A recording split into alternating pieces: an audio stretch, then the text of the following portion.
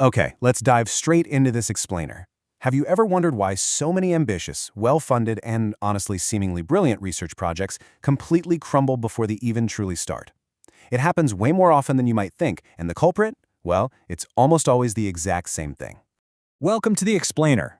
Today, we're going to discover that failing to define a solid research problem is literally exactly like building a beautiful, super expensive house on a deeply cracked foundation.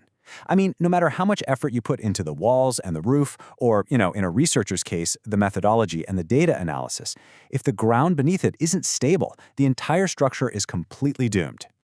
Here is a quick look at our agenda. We're going to cover the research foundation, then topic versus research problem, the anatomy of a good problem, 5 essential problem characteristics, where to find problems, and finally, the compass for your study. All right, kicking things off with Section 1, the research foundation, the bedrock of your study. So your research problem is a highly specific gap. It acts as the absolute bedrock of your work because every single section of your study revolves around solving or understanding this one specific issue. You aren't just looking into something because it's kind of interesting. You're investigating a situation because the current knowledge we have on it is fundamentally insufficient, inconsistent, outdated, or incomplete. Your research is stepping in to fix that exact gap. Moving right along to Section 2, Topic versus Research Problem, the Evolution. I absolutely love this example because it brilliantly shows the before and after evolution. A broad topic on the left, customer satisfaction in hotels, is really just a general area of interest. It's way too big. You wouldn't even know where to start. But look at the right side. It evolves into this laser-focused problem. Despite the increasing number of hotels adopting digital booking systems, customer complaints regarding online reservation services continue to rise, affecting customer satisfaction and loyalty. Suddenly, we have a real conflict. We have an actual puzzle to solve. Which brings us to Section 3, anatomy of a good problem, the blueprint. So how do we actually build one of these?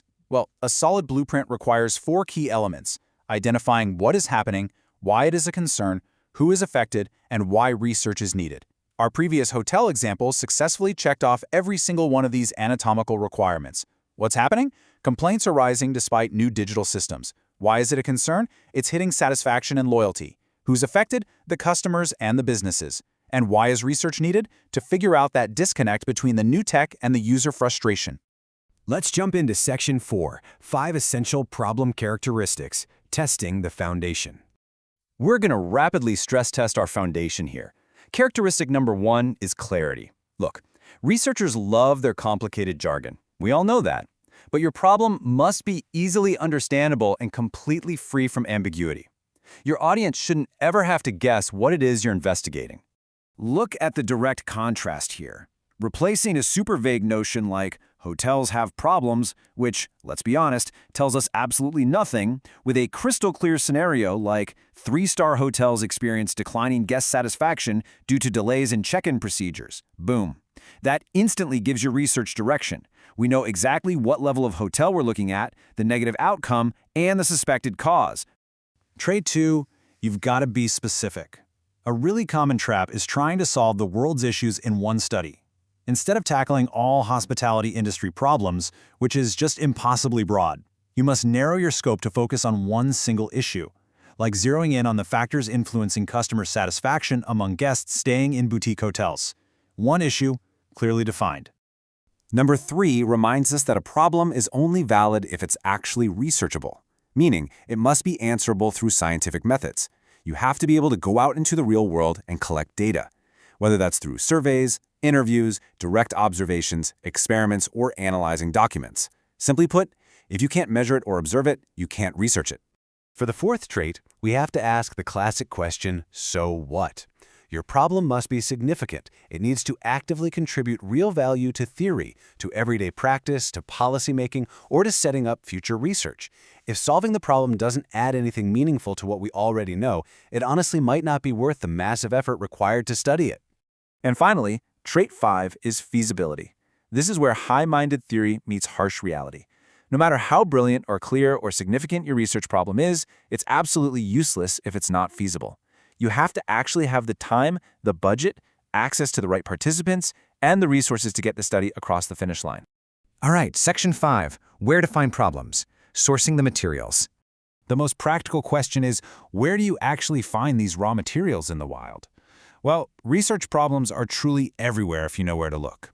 They can stem from a manager's professional experience, direct observation of waiting guests, finding gaps in previous literature, or even broader government reports showing a decline in tourism. The materials are literally all around you. And that brings us to our final section, number 6, the compass for your study, direction and purpose. Every single subsequent phase of your study flows directly downstream from that initial problem definition in step 1. Because you define the problem, you can then develop precise objectives, questions, and hypotheses in step 2. That allows you to determine your exact methodology in step 3, which finally leads to conducting your analysis in step 4. It is a perfect, logical flow. Let's just pause on this crucial takeaway from our source material today. Without a clearly defined problem, research loses direction. If your foundation is cracked, vague, or just missing entirely, the structure of your project won't just struggle, it will inevitably collapse into aimless wandering, wasting your time, your budget, and your effort. So, I want to leave you with this final thought to ponder. As you step back into your own work armed with the exact blueprint we discussed in this explainer today, how will you define the exact problem for your next big investigation? You've now got the tools to build a rock-solid foundation for whatever fascinating topic you choose to explore next. Thanks for joining me, and happy researching!